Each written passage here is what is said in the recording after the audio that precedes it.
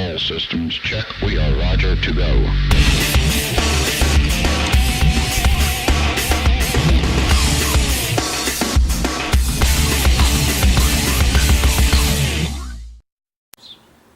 Welcome to the high desert of northern New Mexico. My name is Morrison, and this is the Santa Fe Report. A couple of days ago I completed a three-part series that in part talked about oil and energy, and in response to that a friend of mine made a comment on Facebook. Actually, it was more of a rhetorical question to which he knew the answer, but the question was, why can't we have more solar power in the US compared to the country of Germany, which has geographically a much smaller footprint, a smaller population, and is at a higher latitude. And I thought about that for a few minutes, and I thought it would be kind of interesting to discuss, just to drill down on why we don't have more alternative energy sources. Well, first of all, there's no political will. And if there was, we'd have a lot more solar farms and geothermal plants and various other types of alternative energy. So the question becomes, why isn't there political will? Well, you have to start looking at who's funding the politicians. Not who's funding the government, who's funding the politicians. Who makes the contributions to their campaigns? What large companies are in their districts that provide not only a property tax base, but may provide employment for thousands of people? It's no secret that a lot of corporations and wealthy individuals make contributions to political campaigns. More often than not, they contribute to both parties. There aren't many individuals, and certainly not corporations, that are willing to fork over $50,000 or $100,000 or more dollars. When people in corporations spend that kind of money, they're generally expecting something in return, some sort of a payoff for their investment. They're looking for some sort of political favor or concession. Perhaps they're looking for a government contract. Now, I'm not suggesting there aren't some good politicians out there, and in fact I think there's some outstanding ones.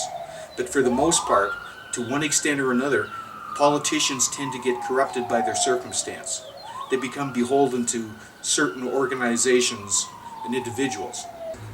So these corporations that spend vast sums of money on politics have a vested interest. And essentially their vested interest is in keeping things as they are. They're not looking for change. They may be looking to expand, they may look to get bigger, but they're not looking for any basic change. They have a specific business model or paradigm that they're working from, and they're not interested in changing that. And they really don't see any alternatives, because they have a worldview that says there is scarcity and lack. And that puts them in fear. And fear pervades these organizations, right from the board of directors to top management to middle-level management down to the employees. Everybody has a fear about money. Everybody has a fear about not having enough. They may be in fear of losing their jobs.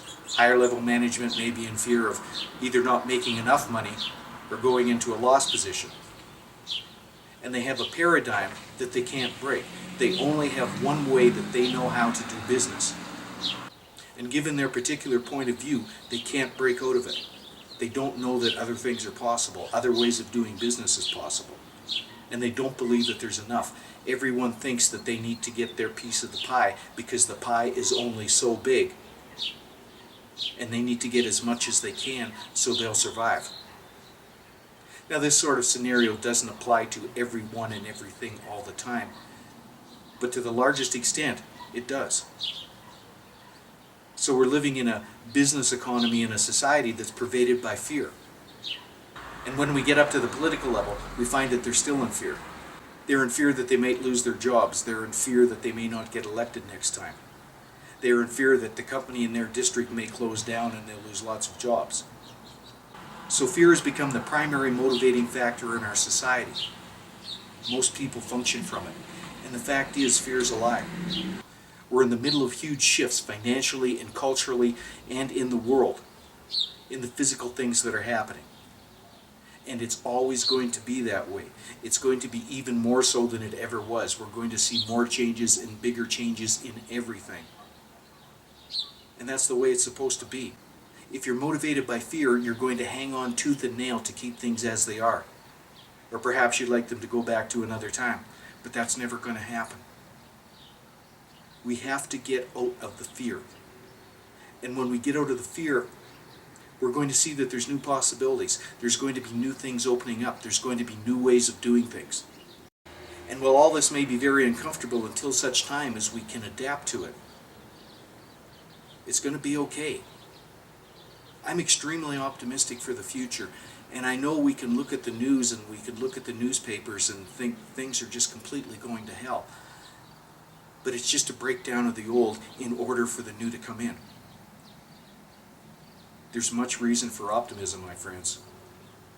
I'm Norm Morrison. This is the Santa Fe Report.